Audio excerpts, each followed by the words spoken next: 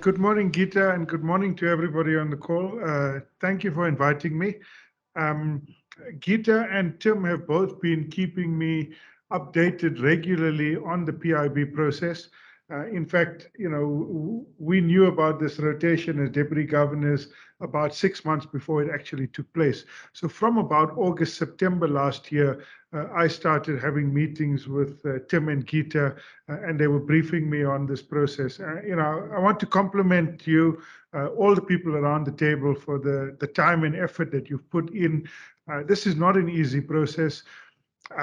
It's a process that has some parallels, and I hope that this parallel story will at least give you a few lessons, if not raise a few questions on the task that you have at hand.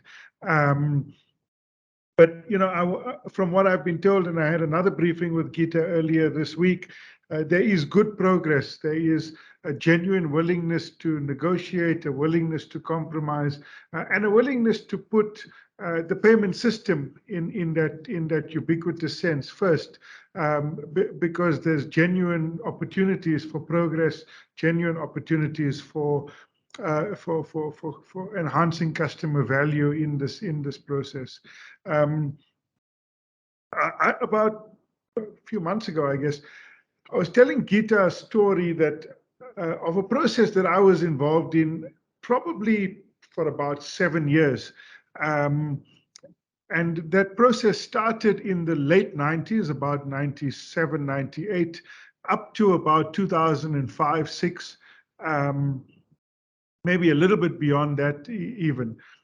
And it's what I've come to call the Richards Bay Coal Terminal problem, and it's a problem in public economics that's quite an interesting one.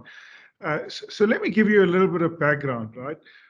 1976 uprisings took place, and sanctions really started to bite. So the apartheid government got everybody around the table, and everybody essentially meant the 4 big coal miners and Transnet. And the apartheid government said, we've got an offer from Japan for a 10-year coal export order, right?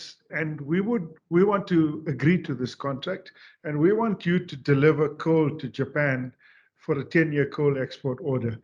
And the South African government was desperate for this contract to be honored, because it would break their foreign exchange constraint, right? It was absolutely critical to the survival of the government, but actually of the economy at the time. The economy at the time was really starved of foreign currency, and so they did this. So Transnet was given the mandate to build the coal line from Ermelo to Richards Bay. There was a fair bit of corruption in the process. All the National Party ministers bought up the farms along the route, and Transnet went and bought it back from them. And the 4 coal mining companies were given the job of building Richards Bay Coal Terminal. Notwithstanding the corruption and notwithstanding the sanctions that were imposed on South Africa, both Transnet and the 4 coal mining companies executed their function within 18 months. Right? So from 18 months from the decision, in about 76, 77, the coal line was completed and the Richards Bay Coal Terminal was completed.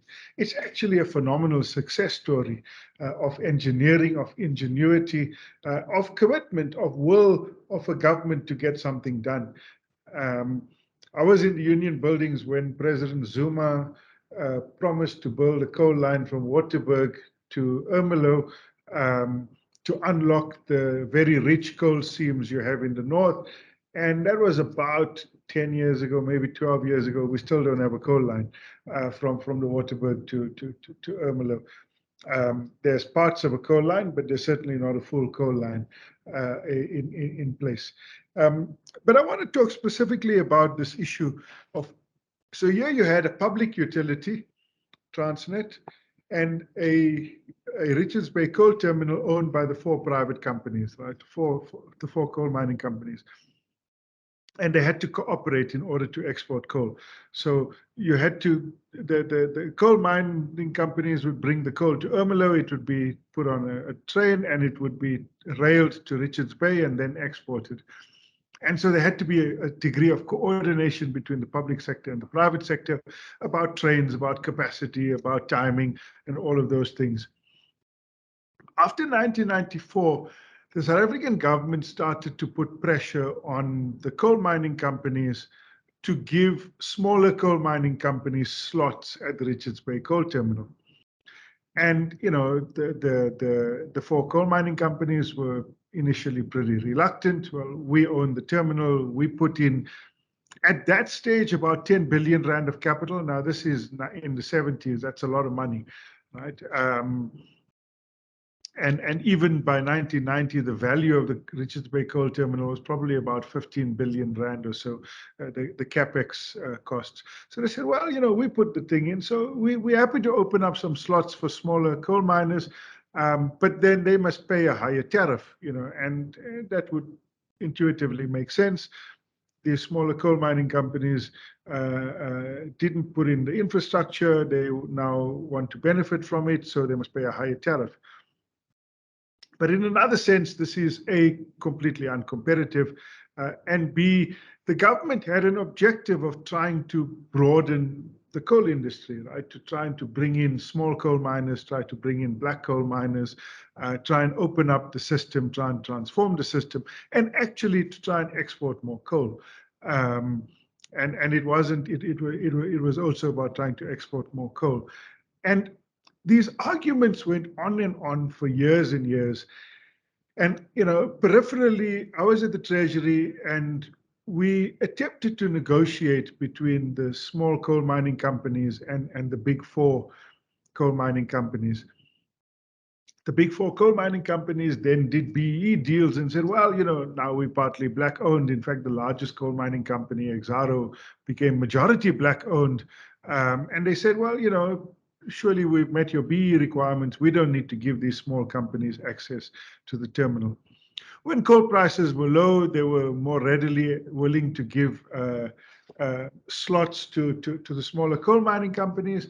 When coal prices were high, they were sort of given them a 2 a.m. slot that was pretty narrow, and Transnet often wasn't able to provide a train on time. And so this process got frustrated, more and more frustrated.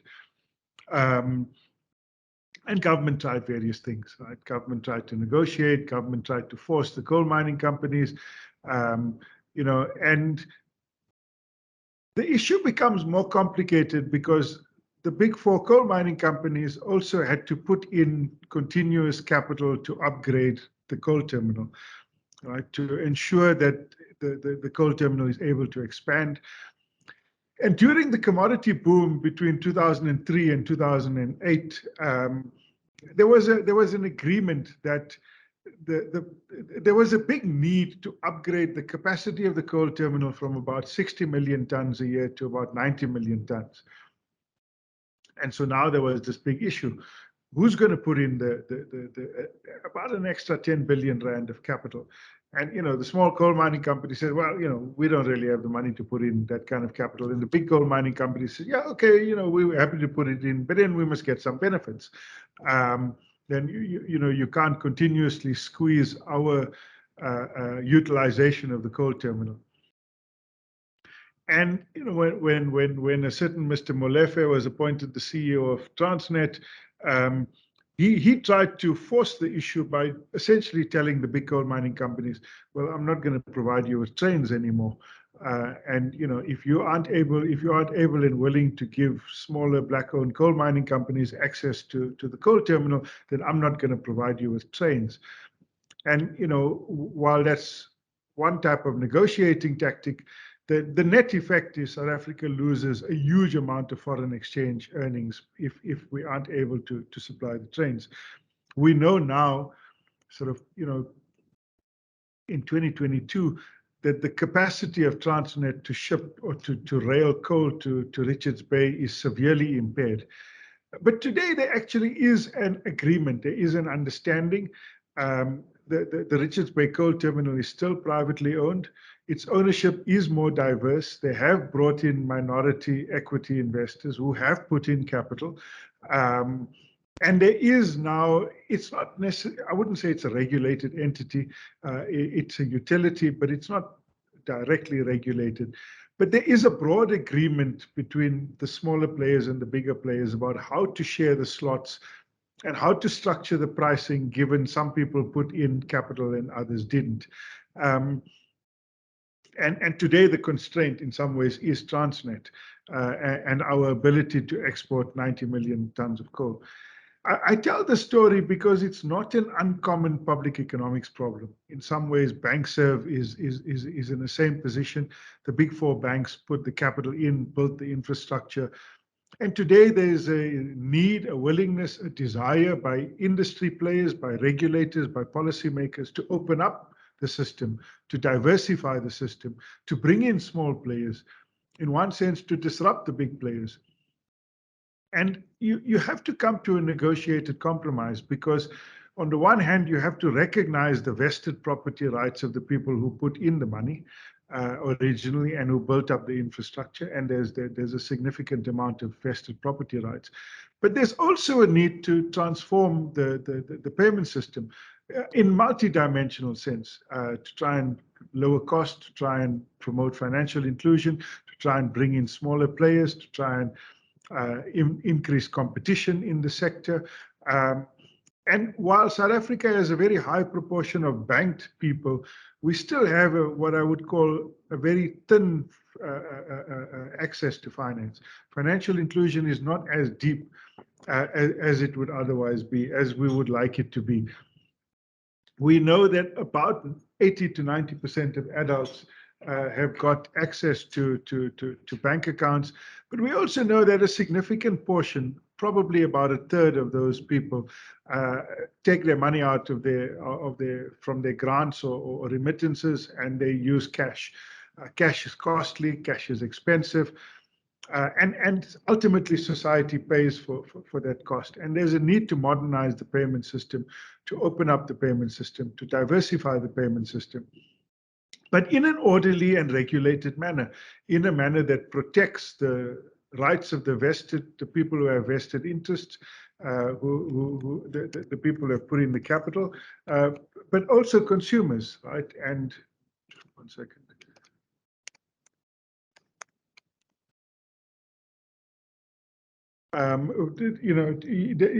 There's a need to balance various rights. There's a need to disrupt the payment system, but there's also a need to ensure safety, security, and integrity in the payment system. And getting those balances are what you guys have been working on. So, I'm happy to take a few questions. Let me make a couple of more points in conclusion. The one is that the big issues at stake here in the PIB is this issue about funding on the one hand and governance on the other. And how do you structure a funding model that is equitable in the sense that it's proportionate, people who benefit essentially pay, and size matters here in this case. But on the other hand, how do you structure a set of governance arrangements that is inclusive, that is open, that doesn't give a single party a completely dominant view? And how do you balance those tensions between funding on the one end and governance on the other end? And I think the problem that you guys are grappling with is exactly the problem that the Richards Bay Coal Terminal grappled with. And to be honest, that was a messy story. It involved corruption at times. It took 15 to 20 years and a lot of lost opportunities for South Africa to be able to come to this present agreement, understanding. And even then, you still have quibbles from some of the smaller players. I certainly hope that you'll be able to resolve these issues in a space of time and a messiness that is less than that example. But thanks, Gita. Thank you very much, Deputy Governor. And in listening to you tell the story again, well, the first time I met you and you told me the story, it really struck me how well you understood the difficulties of what we were grappling with and how reassuring it was that these aren't only our problems that we are trying to solve and that others have grappled with them.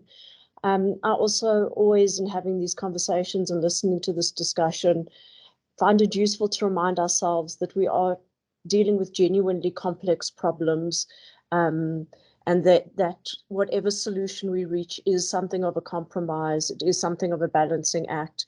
And as we've said in the design principles, is probably that is going to be something that has to be subject to some change and nuance and adaptation as time goes on and as the dynamics change. So thank you very much for that context.